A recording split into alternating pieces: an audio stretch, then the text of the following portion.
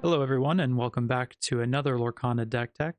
Today we're going to be taking a look at my Sapphire and Emerald midrange deck.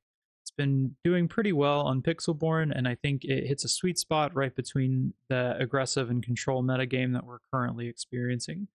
So let's dive right in and take a look at the curve that we've got going on.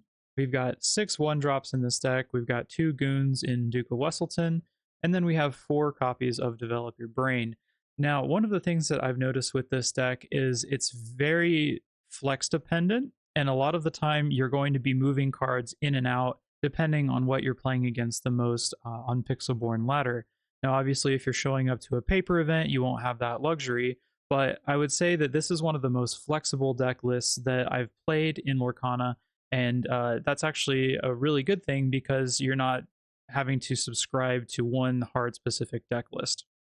You can kind of adjust your curve and you can adjust the cards that you're playing depending on what you expect to be playing against the most.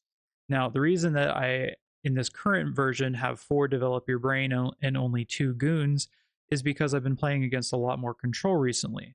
Develop Your Brain not only gives you an inkable resource in the early game, 3 copies of Mother Knows Best in this deck. I had 4 initially, and I opted to drop down to the 3 copies because it is uninkable, and it started getting a little shaky with drawing too many uninkables in this deck, even though 8 of those uninkables are cards that do provide ink, just not exactly the way that we're wanting them to. Now, our 4-cost curve is actually the lowest amount of cards that we have in this deck, and that's definitely a deck design choice that I found when playing this deck a whole lot. Initially, I had copies of Tinkerbell in this deck. I tried a lot of different 4s to try to find the right fit, and there was some combination of Hans and Tinkerbell. But ultimately, I ended up cutting the Tinkerbells altogether and just playing Hans. Because we are at our core, we're a mid-range deck, but we have the ability to ramp past our 3 and 4 drop slot. The 4s are not as important as they are in some of the other decks that we'll see in the metagame.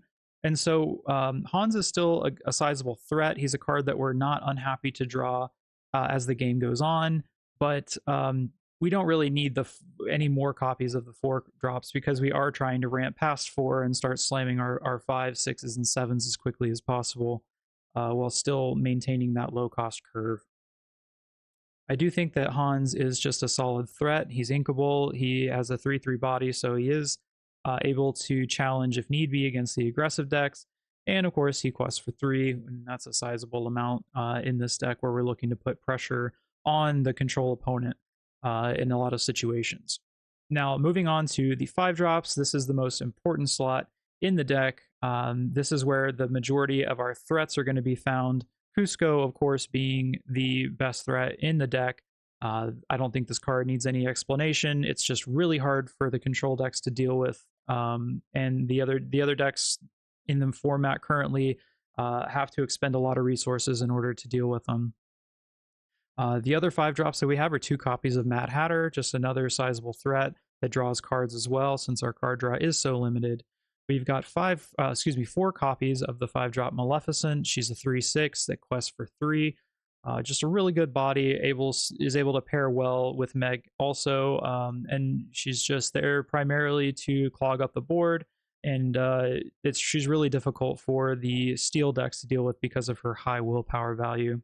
The other cards that we have is 4 copies of Let It Go. Let It Go is hard removal for this deck. It just straight up deal with something. It's a fantastic card. Doesn't really need much more explanation. Moving up to our 6-cost curve, this is where we're going to find some interesting deck choices. I have 4 Genie on the Job in this deck. I've seen some people say that this card's not very good, but in my experience, this card is absolutely insane. Especially in this deck where we are playing the tempo game, and when we're able to put out such aggressive early game curves, we can flow into Genie and it can disrupt your opponent's whole game plan.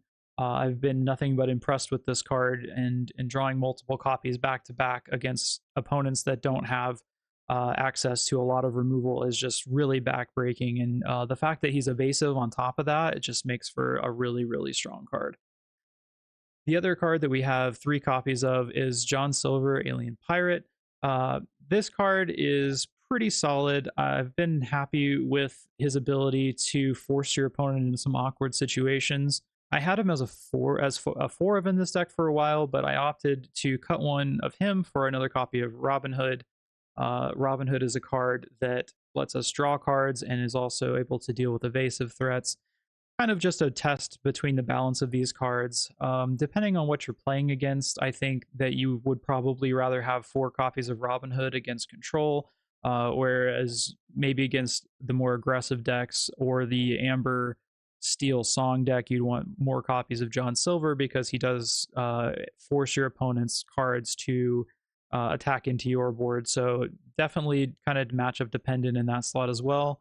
But that's just the beauty of mid-range. It kind of gives you that flexibility to do the best things that you can do against what you're up against, essentially. Now, the last slots that we have are just 4 copies of Hades Infernal Schemer. Card is busted. It's the best card in any Sapphire deck. It's just let it go on a stick, and you get a 3/6 body that can also quest for 2. One of my favorite cards, and I'm going to play it in any Sapphire deck I have the opportunity to, so just be aware of that. Overall, I think this deck is fantastic. It has a lot of moving pieces, as I was saying before. There's so much that this deck can do that is that the other decks in the format that are so linear really can't do. And being able to adjust to your opponent's game plans and have that flexibility is really just kind of hitting in the middle of the metagame currently. And this is a deck that I think that people really shouldn't sleep on. I've played probably 50 games with this deck. I have about a 63% win rate with it currently. Fantastic deck overall. And I think that this is a lot of design space that is really unexplored. I've talked about it a lot on my Twitch stream, but people shouldn't be afraid to play decks that don't have access to unconditional card draw. I think colors like blue and green don't get played as much as amethyst and amber and steel because obviously we don't have access to those straightforward card draw effects. But don't be afraid to just build your deck around good cards, and don't be hesitant to say that I'm just going to play my threats efficiently. I'm going to deploy things in a way that my opponent struggles to answer. Don't overcommit to boards that your opponent is able to answer with, especially with sweeper effects like Be Prepared or Grab Your Sword.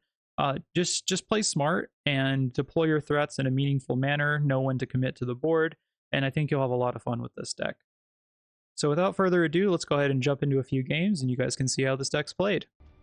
I need to get rid of pretty much this whole hand. I need to have... wow, this is much better. Wow. Whoa, this is very nice.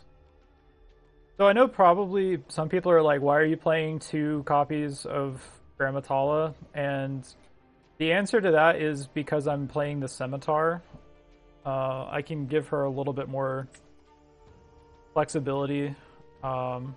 Let her trade up against the aggro matches a little more. It's kind of just a test, to be honest, because I'm really not much of a fan of this card. Most of the time I just end up inking it anyway, because my other 2 drops are just better, but we'll see how it goes. Is that an Aurora that my opponent inked? I think that was an Aurora. So I'm gonna assume that if they're on blue, then they're not playing something aggressive. So we can play Flynn here, and then I can, depending on what they play, I can 1-jump ahead for free. But yeah, I definitely don't like Tala in actual ramp deck, and like I think she may be something that I look to cut more of in my actual ramp list. But for this deck, I feel like she's a little bit better simply because I have that utility. So I think I could ramp really aggressively this turn. I could ink, let it go, play Mickey, sing with Flynn, I think that's probably my play here. And actually, yeah, this is definitely the play because I'm adding 3 ink to my inkwell this turn. I'm not questing with Flounder once again because I'm forcing them to discard a card. But also the reason that this play is really good is that Mickey can sing Mother Knows Best next turn. So if they want to tempo something out, we can just bounce it for free, essentially. And if we draw an Inkable, we can also just play Genie, and we'll have a board that's basically unbeatable. But feels pretty good either way.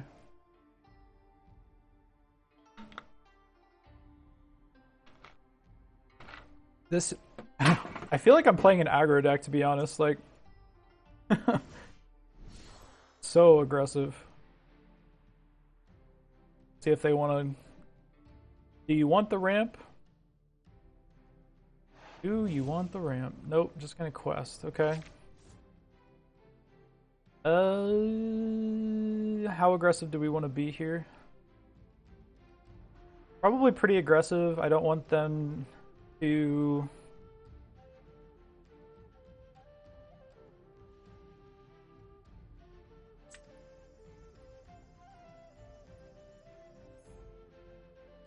I think we're still 2 turns away from anything significant happening. I'm gonna go ahead and just play this way.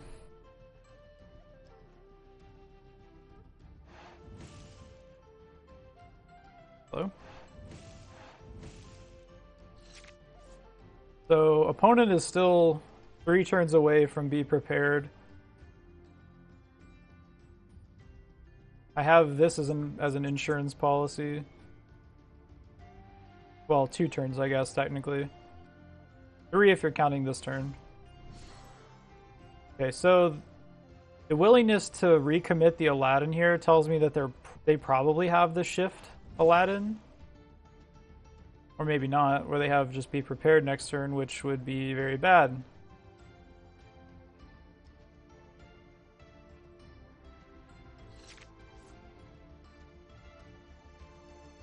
I have to hold that. I can't overcommit and get blown out by be prepared. If they have it, they have it.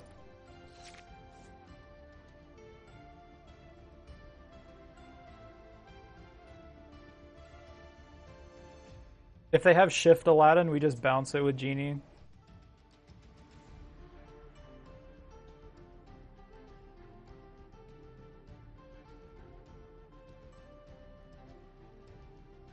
Yeah, now that I'm thinking about it, like,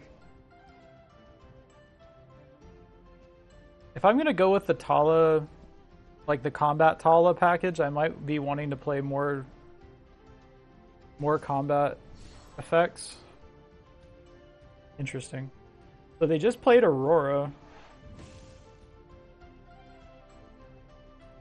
They like this is this like bait, or they just this is either bait and they're just trying to like slam the most valuable be prepared. Okay, I don't think they make that trade. I don't think they make that attack if they have it. Hades is fine.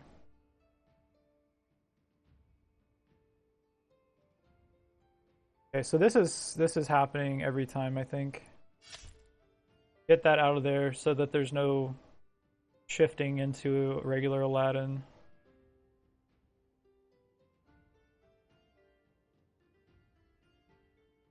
I really just want to slam. I want to slam this other Genie, but I'm just like, if they end up having it, it feels so bad. I kind of just want to quest here.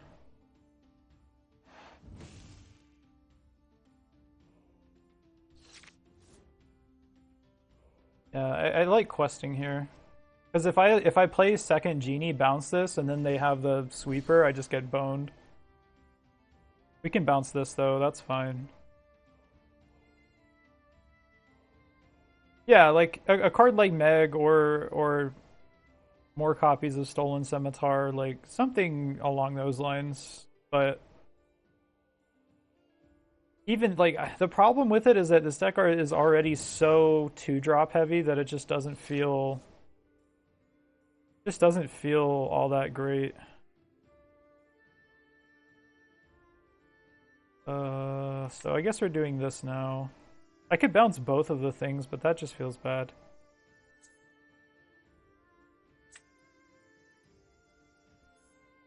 Could also go Mother Knows Best plus Peter Pan.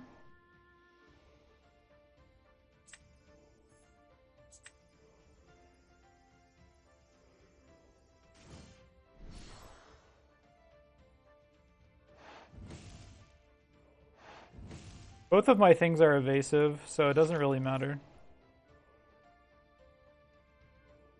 Like he can attack this if he wants, but I get to trade. I get to trade with Genie if I want to. Either way, I think it's fine. What do you do against Be Prepared if you draw no cards in this deck? You just play around it. That's all you really can do. It's pretty clear that our opponent doesn't have it, so they're questing? What? Actual psycho.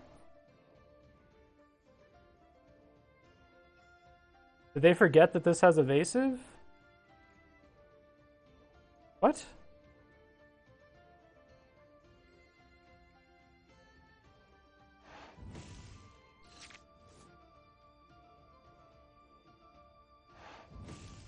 Okay.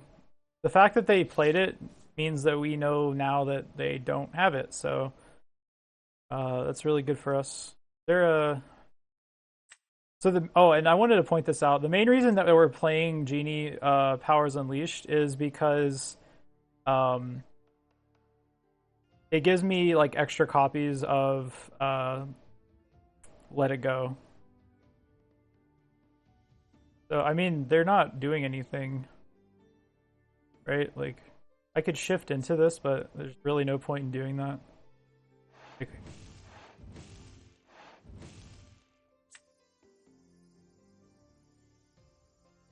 Back, you can't touch this. There's no point in committing extra stuff to the board. I can go ahead and cast this. This is a safe. Now they're forced to draw Be Prepared, and if they do draw it, then I just follow up with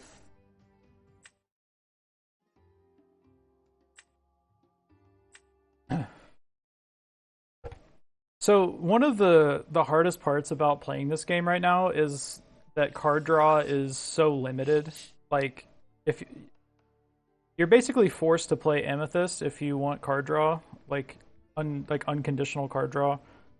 Obviously, like Amber has card draw, but it's conditional. But like none of the other like colors have good card draw effects. So in order to supplement that, you have to build your deck and play in a certain way. Like obviously there's going to be times where you're forced to just all in regardless. You know, it's one of like situations where you just have to make them have it. Like those situations are always going to exist. But generally speaking, like it's pretty easy to play around Be Prepared.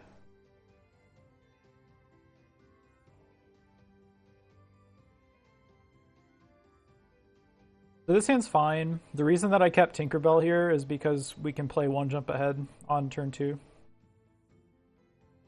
And it's a pretty strong early threat.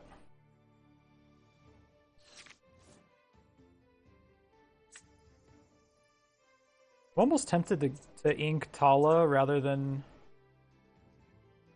Tan.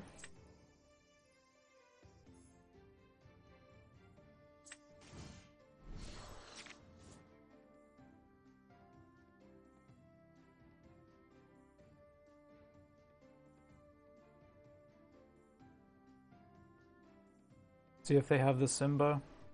Pretty likely that this is just Amethyst, Amber, aggro. They're playing Befuddle, which has me a little befuddled, to be honest.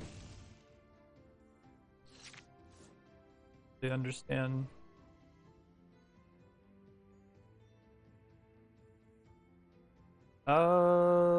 Do I want...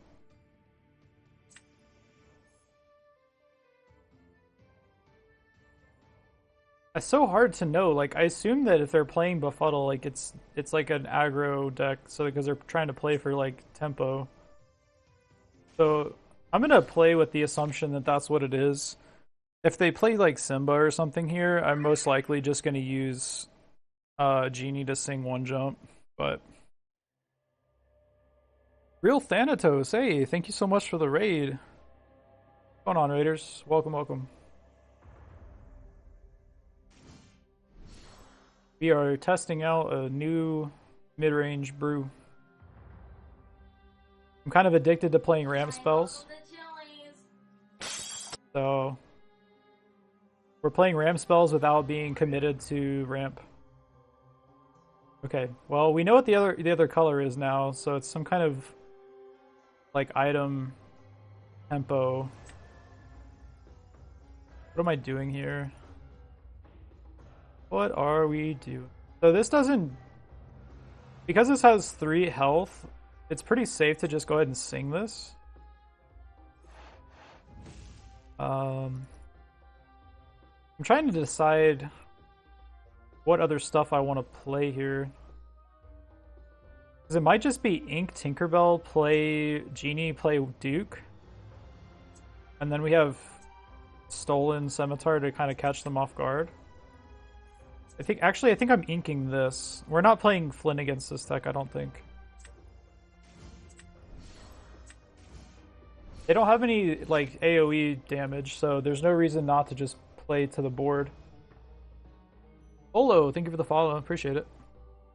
Yeah, welcome everybody coming in from Thanatos' stream. Thank you again for the raid, man, appreciate it. If you're chilling in my channel, make sure you give Thanatos a follow. I'd appreciate it.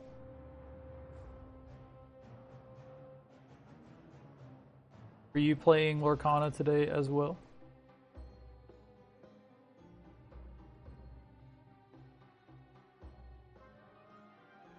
Oh yeah, by the way, guys, my most recent YouTube upload, which was the Amber... or the Amethyst Sapphire Ramp deck tech. That video went absolutely crazy on YouTube. Like it's still like just popping off right now. Like totally crazy. Currently at 1.3k views. Wild. So thank you all so much if you are supporting my YouTube channel already. Sorry, it's exclamation mark YT. I need to fix that. But anyway, here's the link to the video as well. But definitely check out my YouTube channel.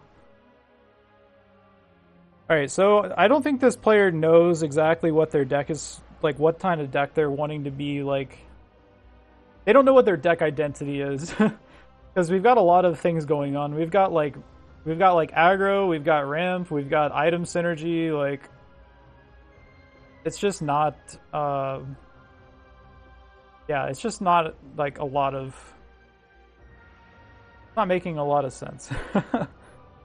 If we play Scimitar here, I can get some pretty good value. I could also Ink play Cusco.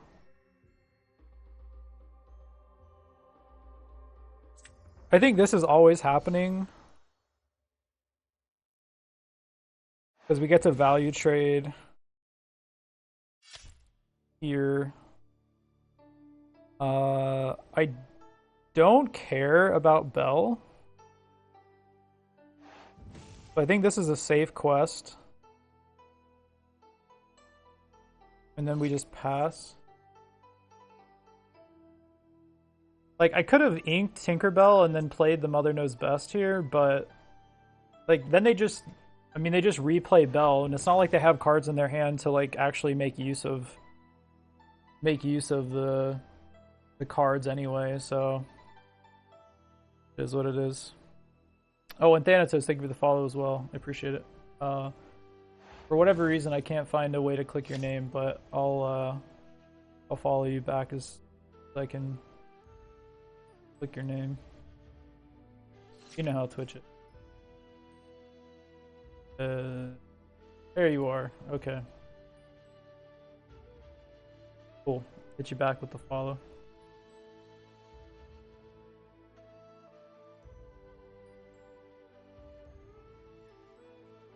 Anyway, what are we doing over here? They're inking stuff. Not doing anything with Bell. I think I'm just gonna go ahead and ink Tinkerbell and play. I mean, these both do the same thing, to be honest. I guess this has Ward, so it makes it a little... Like, they can't draw and play Hades, so... Do we really care?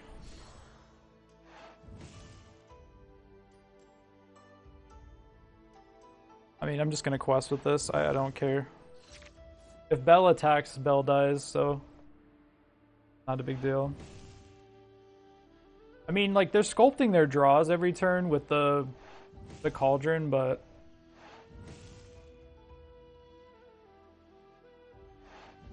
Not really at the stage of the game where it matters.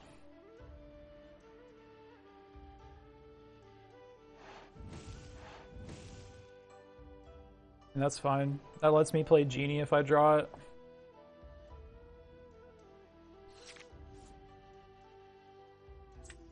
Relevant. No reason to ink here. Hold the other Scimitar.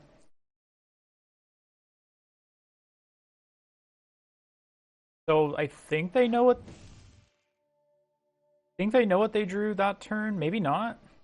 Because... No, I think they used the Cauldron to see what they were going to draw with the... Yeah, they definitely didn't want to draw that. I'm pretty sure this game's just over, unless they just rip something insane. I have no reason not to commit to the board. There's no sweepers to play around, so... That's a huge part of Lorcana, by the way, guys, is knowing what your opponent's playing, what cards they have available to them, and knowing when you're safe to commit to the board and when you need to hold back.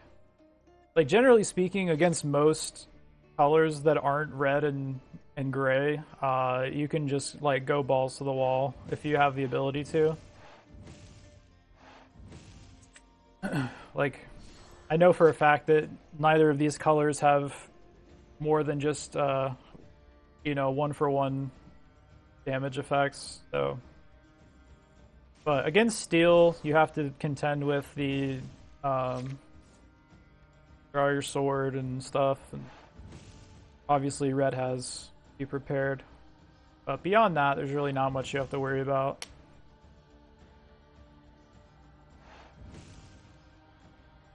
Yep.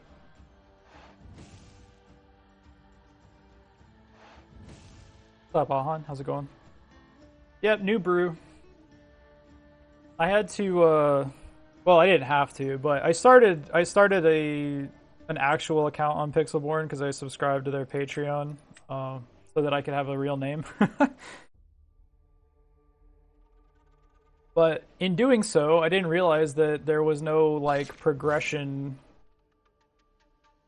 support, so, my old account, like the guest account that I was playing on, was like almost a gold. And now I have to start all the way over. I'm doing pretty good though.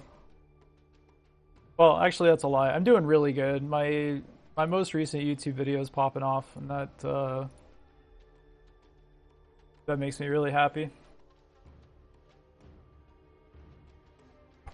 Looking at this hand, it's not great, but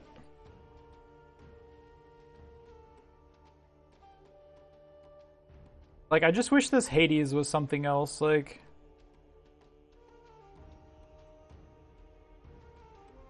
that's like the only card that I don't really want in my starting hand. The rest of the stuff is fine for the most part.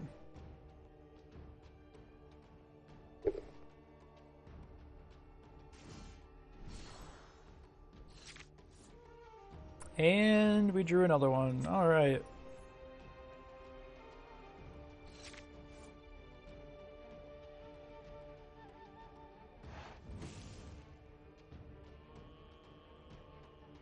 Are the swords working well? Well, it worked okay last game. It let me value trade to get the uncommon bell off of the board. So in that one instance, I think it was pretty reasonable.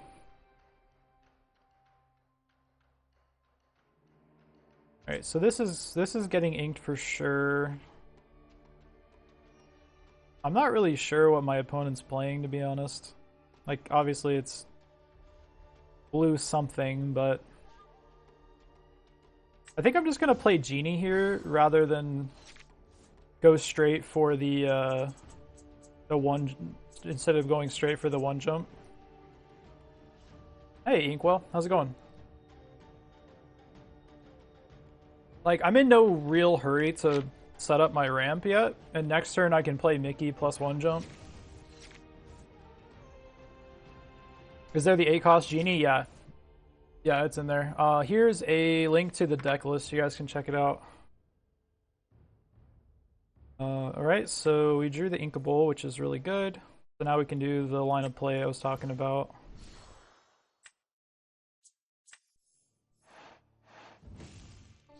So this lets us play Cusco next turn. Yeah, I'm currently testing out 2 copies of the shift, the big shift Genie. The main motivation there is because the 2 copies of it give me effectively give me 6 copies of Let It Go, and that's like our main hard removal. Okay, this is fine.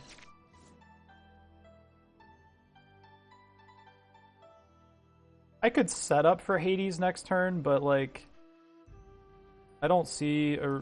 I mean, we can just do this. Like, if I draw the card that lets me play Hades, that's fine. Wait. Did the game bug? I think the game bugged. I'm not gonna play this because I played this for... Yeah, like, I don't want to... If the game bugged there, I don't want to, like, cheat and play this. I should have 1 in my Inkwell. I don't know if it's a visual bug or if it actually just let me play this for free. I don't know.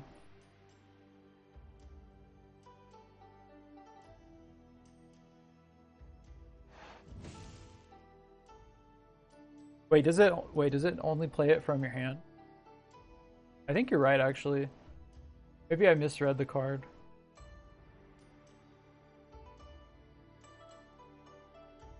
Oh, it is from your hand. Okay, yeah, that card's getting cut for sure then.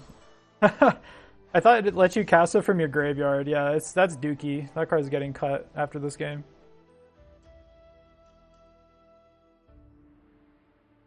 Hey, Jacob. Bug can go either way. Sometimes it lets you play more, sometimes it doesn't. Yeah. Yeah, I just didn't want to, like, inadvertently cheat my opponent. Like, I'm not going to exploit bugs if I know for sure that something happened that wasn't supposed to.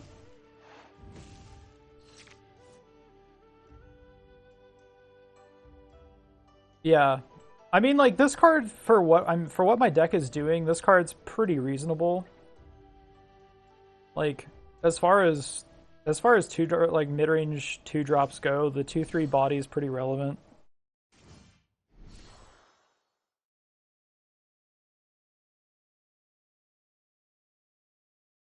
So we just Hades Bell and win the game.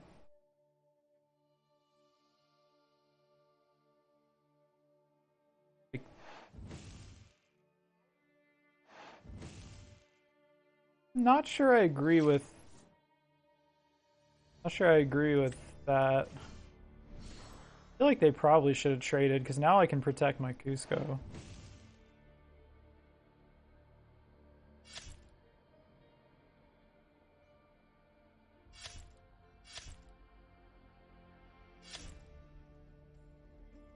This just sets up lethal. Right, 3, 4, 5, 6, 7. Wait, 7 or 3, 4, 5, 6, 7, 8, 9. Oh, it doesn't set up lethal. It's one off. I mean, it's not like it matters. Like they just can't come back from this.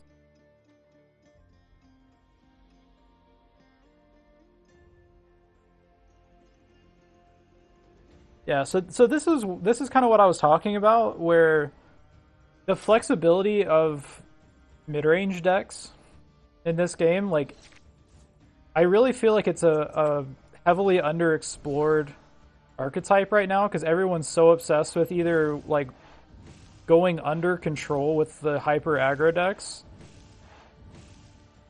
or they're wanting to be like the big ramp or the control decks, and even like the big ramp decks aren't really seeing play at the moment. Like it's mostly just the Amber X aggro decks and the Boogeyman control deck that are like just butting heads, and I think there's like a lot of unexplored game space in between that most people are too afraid to play at the moment because there's no real card draw in the other inks. So, but I think if you build your deck with, oh shit, I forgot to cut the big genies. It's whatever. But like if you build your deck with the lack of card draw in mind, it lets you like play more flexibly, I suppose. L-Dubs, thank you for the follow. Appreciate it. Welcome.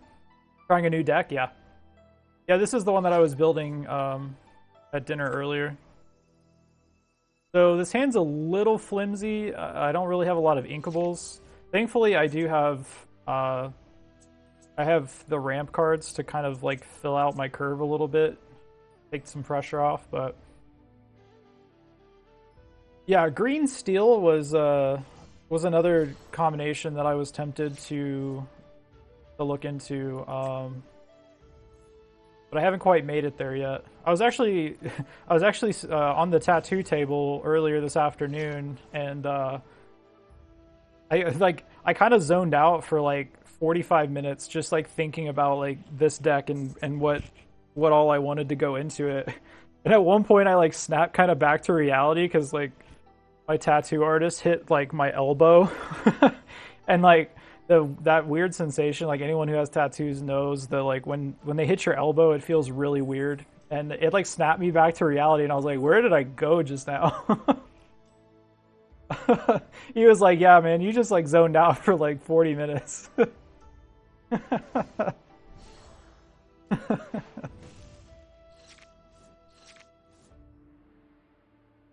All right, so we know what we're up against, and I need to figure out what my plan of attack here is, because our hand is not very good against this board state. Like, I think it has to just be like this, ink Hans, and try to set up for like a genie tempo play next turn.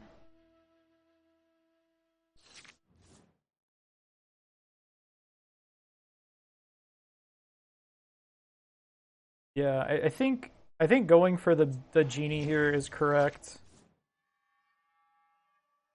It's a turn, what, 3, 4? Turn 4 genie. That essentially requires immediate answer, and the only thing that they have to answer it is a Dragonfire.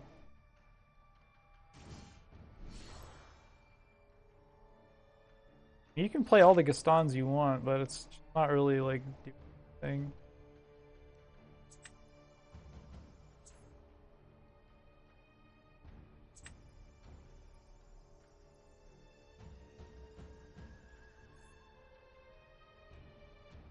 Our draws are not stellar.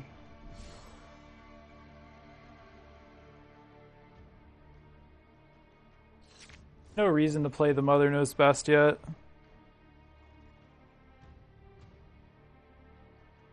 Yeah, I don't know. Like, our hand is definitely not the hand that we want to be able to combat control. Like, don't get me wrong, the ramp is good, but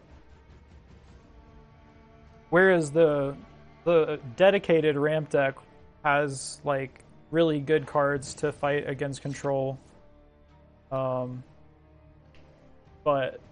unfortunately this deck is not really equipped to play that game plan as easily.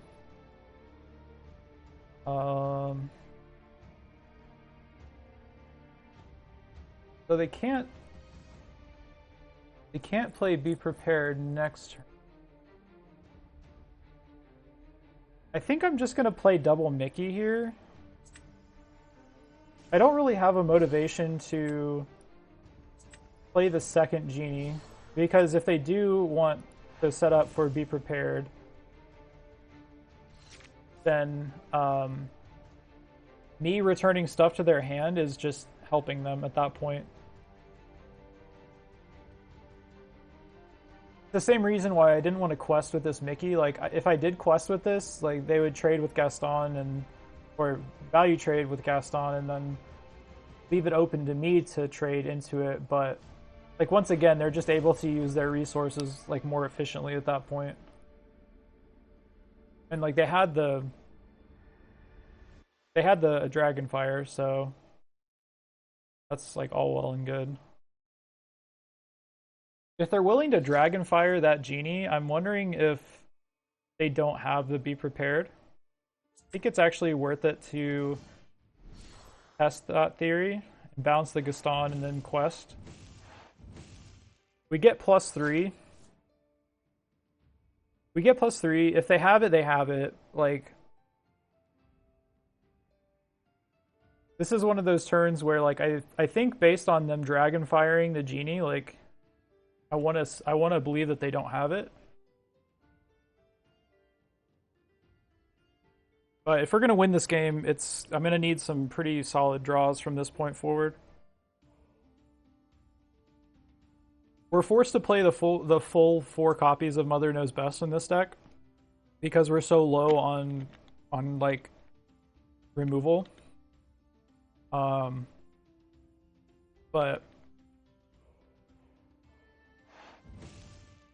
and then obviously, like, these just get worse against... I did have it. Okay. So I guess they were just really scared of me getting 2 lore. That's a great follow-up.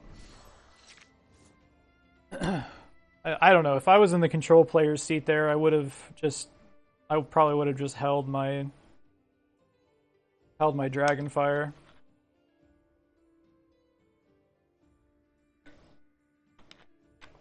Yeah, there's different ways to analyze the play. I don't know. I feel like if you have an inevitable sweeper and you're not under like any pressure, it just doesn't really make sense to me to use both. Like, if you don't have to, I can banish that with Hades. That's like one of the only cards that threatens my Cusco in a way.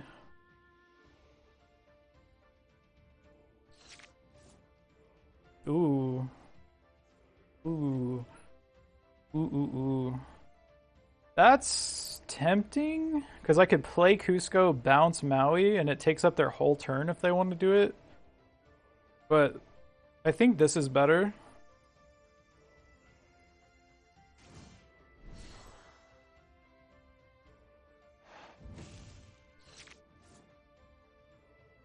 I think this is better because this can't be Maleficent. That's not even a word. Maleficent. It can't be targeted by Maleficent. That's what I was trying to say. If they want to ink, play Maleficent and take out Hades, like, that's fine. My follow up to that play would then be to play second Cusco, Mother Knows Best. Okay, that's fine. We just return that to their hand.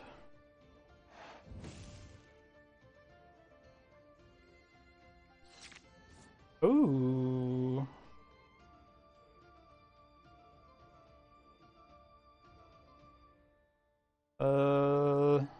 Yeah, this is better.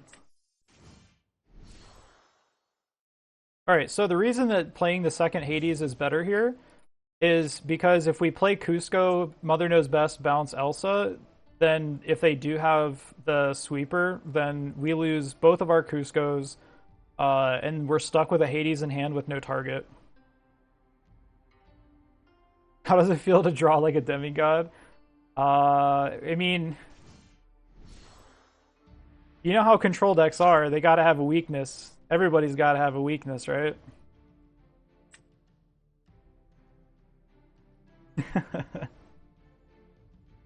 What's up, John Dale? How's vacation treating you? Alright, so if they have a Dragonfire here, that's fine. Like, obviously we don't want them to have that, but it is what it is.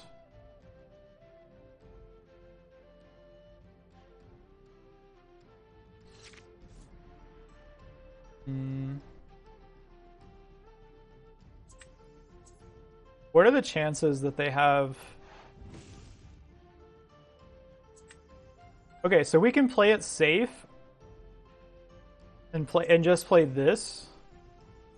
Or I can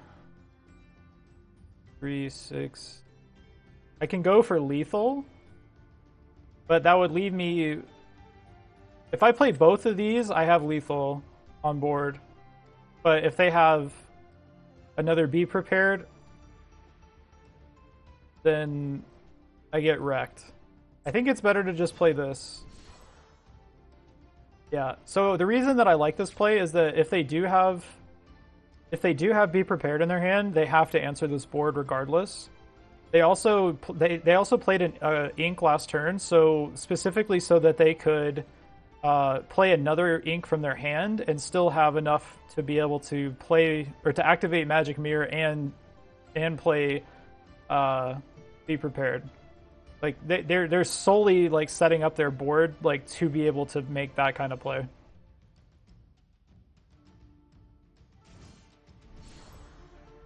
Yeah, I agree. I agree, but it's one of those things where you have to like play around every scenario, and I just don't think I'm in a spot where I'm like forced to act necessarily. Like them playing the Elsa here is okay. It's pretty clear that they don't have Dragonfire now. This is fine. We drew all of our Hades. We drew all of our Hades when we needed them, so I'll take it. If they drew it, they drew it. We're sad, but I don't know. All things considered, being that my hand was awful against control to start with, like the game is finally making up for it now. We're 2 off of lethal right now.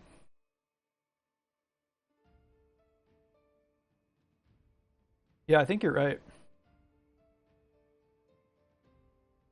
You're right.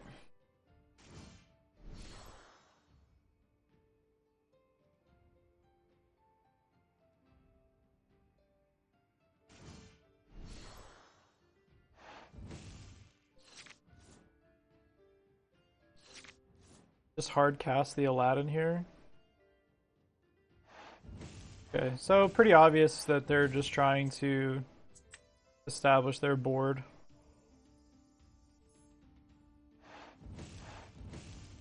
No reason to commit anything else. We have Cusco as a follow-up. There is the unlikely world where they are able to play like double Dragonfire, but I really don't think that's gonna happen.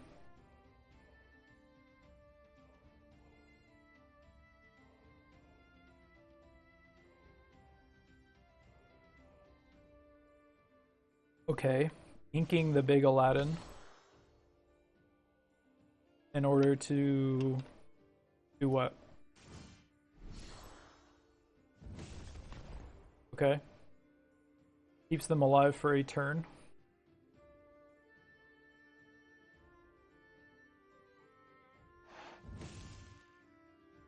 Did they discard?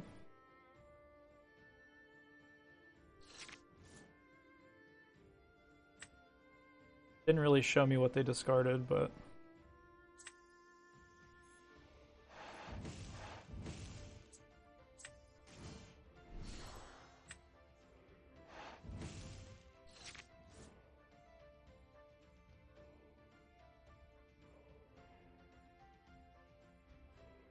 What did they discard? It had to have been another copy of Friends on the Other Side, I guess.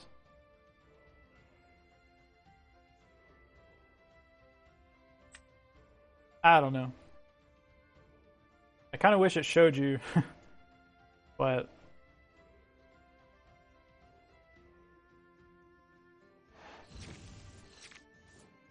good.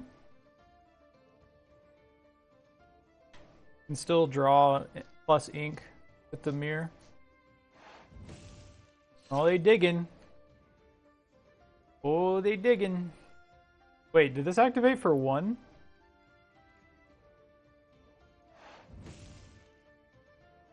Oh, no, they... Oh, okay, I see what they did. Okay. It all makes sense now.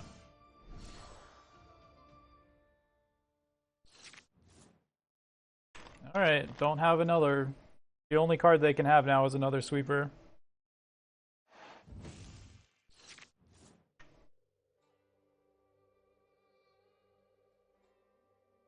Yeah. Yeah, kind of a sequencing there. Okay. So... When? The only thing that... Like, it has to be another copy to be prepared. There's nothing else that... Thanks so much for watching. If you enjoyed this video, make sure to like and subscribe. I also stream multiple times a week on my Twitch channel, so be sure to give me a follow there. See you guys next time.